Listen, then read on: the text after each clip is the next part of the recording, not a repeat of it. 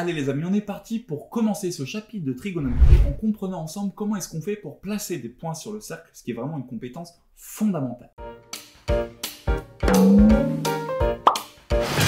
Pour placer des points sur le cercle, il faut que vous compreniez qu'un cercle trigonométrique, c'est rien d'autre que un cercle avec une immense ficelle en rouge qui est collée ici. Cette ficelle, elle est telle que quand elle atteint une longueur de 2 fois 3,14, c'est-à-dire très précisément 2π,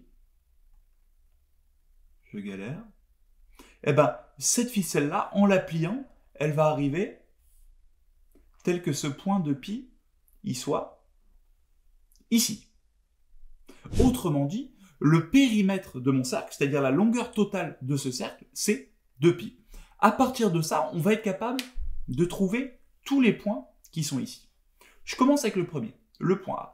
Le point A, il est à une longueur de π sur 2 sur cette longueur. Donc ici, il y a une distance de π sur 2. Réfléchissons. Si pour faire le cercle complet, je dois faire 2π, ça veut dire que pour faire le demi-cercle, je dois faire la moitié de 2π. La moitié de 2π. Or, si je fais la moitié de 2π, il me reste π. Autrement dit, cette longueur-là, la longueur qui me permet de parcourir ce truc-là, elle fait π. Mais moi, je veux pas π, je veux π sur 2. Π sur 2, c'est encore la moitié de ça. Donc, ça veut dire que j'ai encore fait la moitié du chemin qui me relie du point de départ ici jusqu'à π. Ben, si j'ai fait que la moitié, c'est que j'arrive ici. Donc, félicitations, ça, c'est le premier point que vous apprenez à passer, c'est π sur 2. Donc là, j'ai mon point A. Mon point B, π sur 4. On remarque que π sur 4, c'est encore la moitié de π sur 2. Donc, π sur 4, c'est la longueur qui va m'amener à la moitié du point A, donc c'est celle-là, π sur 4. Π sur 3. Π sur 3, c'est π, donc cette longueur divisée par 3. Pour mettre π divisé par 3, on sait que π sur 3, c'est légèrement plus grand que π sur 4, mais c'est que c'est plus petit que π sur 2, donc c'est quelque part entre là et là. En réalité, π sur 3, c'est ici. Donc là, j'ai mon point C. Π, on l'a déjà noté, c'est le point qui est ici.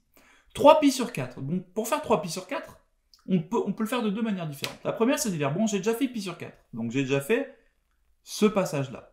Si je veux faire 3π sur 4, il faut que je fasse 3 fois cette distance. Je la fais une fois, j'arrive au point B. Je la fais une deuxième fois, j'arrive au point A. Et je la fais une troisième fois, j'arrive ici. Donc ça sera mon point E. Une deuxième manière de le faire, c'est de dire, regardez, π sur 4. Enfin, 3π sur 4. En fait, c'est π moins π sur 4. Donc, pour arriver à mon point E, j'ai fait π, c'est-à-dire je suis parti de 0, je suis arrivé jusqu'au point D, et ensuite j'ai fait moins π sur 4, donc j'ai reculé de π sur 4. J'ai reculé de cette distance. Si je suis à ce point-là et que je recule de π sur 4, j'arrive au point E. Ça, c'est une deuxième manière de voir les choses. On continue. Le point F, moins π sur 4. Donc, je pars toujours de mon point 0. Cette fois-ci, je vais faire π sur 4, donc arriver à B.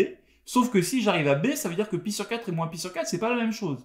En fait, quand votre nombre est négatif, donc quand vous calculez moins π sur 4, vous n'allez pas tourner dans ce sens-là.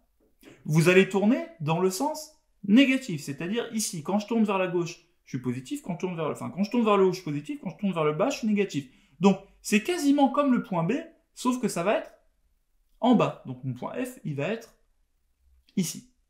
Je continue. π sur 6. Π sur 6, c'est 1/6 de ce tour. Ou alors, c'est la moitié de π sur 3, le point C. Donc, la moitié de π sur 3, ça m'amène ici. Donc, ça, c'est mon point π sur 6, qui est le point G. Notons entre nous que ces points-là, là, π sur 3, π sur 4 et π sur 6, ils vont être extrêmement importants parce qu'en fait, c'est les 3 seuls points que vous allez apprendre par cœur. Donc, retenez-les dès maintenant. Moins 3π sur 4, ben moins 3π sur 4, c'est exactement comme si je faisais 3π sur 4, donc c'est exactement comme le point E, sauf qu'au lieu de tourner dans le sens positif, j'aurais tourné dans le sens négatif. Donc je tourne et j'arrive sur le symétrique du point E par rapport à l'axe horizontal. Donc ça, c'est mon point H. Enfin, mon point I, moins 2π sur 3, ben, moins 2π sur 3, c'est comme si j'avais fait π sur 3, 2π sur 3, donc c'est comme si j'étais arrivé ici, sauf que c'est en moins.